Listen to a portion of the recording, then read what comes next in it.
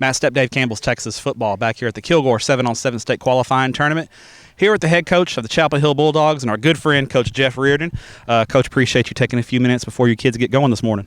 Oh, it's good being here. It's good to see you. This is our first tournament, so excited to get out here and do some football and play somebody besides yourself. I'm going to throw my shades on real quick because that sun just popped out of the clouds. First off, Coach, it's 7-on-7, and they, I know you told me, we're not the greatest 7-on-7 team in the world, that kind of thing. But I know when the whistle blows and your kids strap it up, you're going to be pretty competitive and want your kids to do well. So what do you want to see out of your kiddos today, and what do you look for when you watch your guys play 7-on-7? Very much like what you said, Steph. We want to come out here and compete and play hard and have fun, and I want to see good effort by our guys. And, I told them yesterday as we broke it out after the athletic period that, we're a football team. This is 7-on-7. This is basketball on grass. We're not going to live and die with what we do in 7-on-7.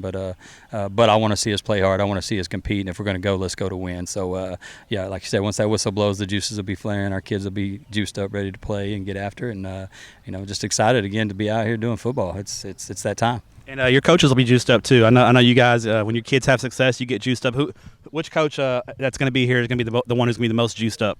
Man, that's a hard sell right there. I think probably Coach Rowe. He'll be the most juiced up, but he may have to stand in a chair to watch the game. Why are you doing our guy Rowe like that, man? There you go. Now, Coach, you guys have had a ton of success the last couple of years making the state. That's nothing to sneeze at, especially in your district. I was talking to Fuller, and he was just like, man, every week, 9-4A Division I is just such a grind. Everybody's really good. So to make the state semifinals in back-to-back years, I know is a big accomplishment. But I know that the goals are bigger for you guys. And last year ended on a disappointing note. So going into the off season, I know some guys like to say, hey, we want to flush that game. We don't want to talk about it. But for you guys, do you guys use the semifinal loss as kind of motivation or like a carrot to dangle out, or is it more about, hey, we're looking ahead now?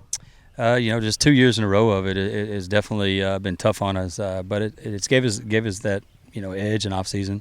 It's helped us not be complacent. Our kids know that what the goal is, what the expectation is, and that's all they talk about. Like there's no other goal for them this off season but to get to the state championship game and try to win it. So it's definitely things when it starts dragging a little bit during the off season, which we didn't have a whole lot of off season because we played ball all semester. Is hey, Bernie whooped our butt. They took it to us. Let's make sure we remember that if we're having a down day, and let's find that motivation, that juice to go a little bit harder, a little bit longer. So all right, now looking ahead to 2023, we should be down here. 2023. When you look ahead to 2023, your ball club. Got some big names coming back. What are you guys going to hang your hats on, or what are some areas that hey, I still want to see some young guys mature and grow up as we move into summer strength and conditioning and get ready for fall camp? We got a lot of experience coming back. Got 9 coming back on offense. 9 players that took us to the 5th round that put up a lot of numbers. With D at quarterback, Ricky at running back, you got probably the best twosome in the state in the backfield, and D can throw it really well, but is also 2-back every play, and we're in spread. So just having that guy back there, him and Ricky just are different level players. But we'll have a lot of pieces to the puzzle. I think we got 9 guys with D1 offers right now. Just shows you we got talent. But like I tell the kids all the time, that success is because your individual success is because of the team success the last 2 years. People want to come watch winners. We got 5 extra weeks of practice 2 years in a row for scouts to come by and see us practice because that's the time that they're out and that's the teams that they're watching. We got guys on defense coming back with, Day Ross has got 170 tackles last year. Trevor Brooks was all over the place last year with 130 tackles. Our defensive end, Kendall Allen, has multiple D1 offers. Javen Mayfield, Cam Kelly, at receiver. We got some guys. It's no secret that you got to have the Jimmies and Joes to win some football games. Good players make good coaches, right? No doubt about it. And everywhere I've been lucky and blessed to have good players. All right, final question for you, Coach. We're starting to put together schedules for next year, and I noticed, particularly in East Texas, a lot of the small schools, have had some of the small schools have had to move games off of Friday night to Thursday night because of the officiating shortage.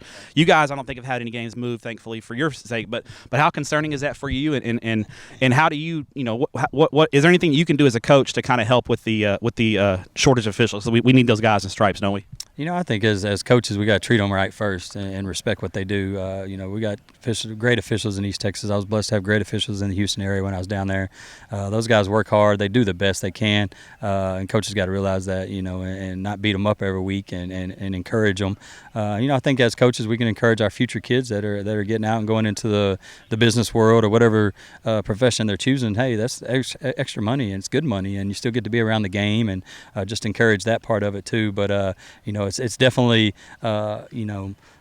we haven't had to deal with the official shortage as much as some of the smaller schools, and it's tough for them, and I feel for them. But we've been lucky so far and blessed. But just going to continue. Chapel Hill's going to continue to treat officials right, and we're going to encourage some of our kids that are getting out to go into it and see what it's about. Coach, appreciate your time. Enjoy watching your kids compete today, and appreciate what you do for student athletes in the state of Texas, and enjoy hosting your own SQT next week as well. Yes, sir. Appreciate you. Thanks for coming out.